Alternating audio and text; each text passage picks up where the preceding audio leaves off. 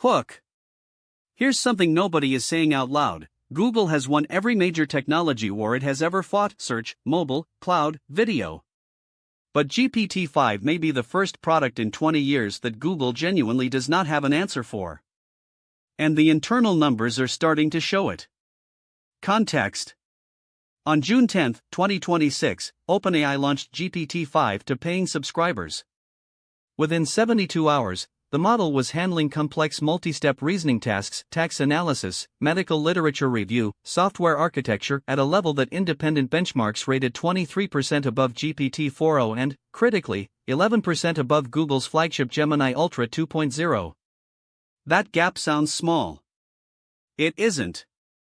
In enterprise procurement, an 11% performance difference is the difference between winning and losing a contract. The same week, 3 separate reports surfaced from enterprise software buyers who had been evaluating both platforms. All 3 chose OpenAI's API over Google's. One procurement director at a Fortune 500 logistics company put it plainly: Gemini is good.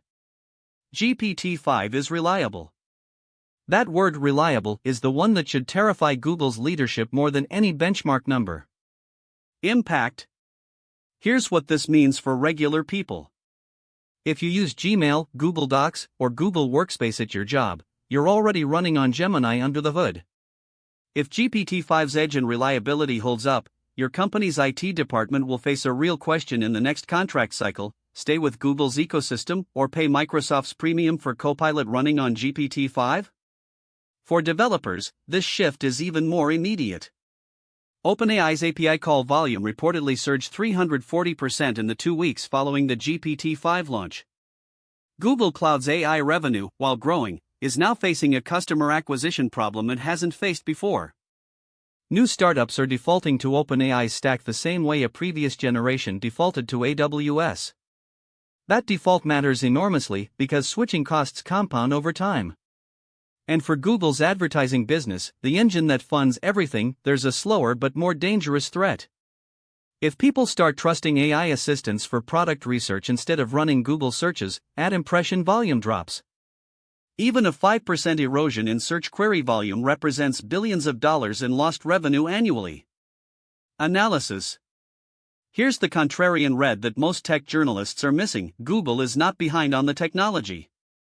Gemini's underlying architecture is genuinely competitive. The problem is organizational, not technical. Google has 2 products that could destroy GPT-5's market momentum right now: Gemini Advanced and a redesigned AI-native search experience.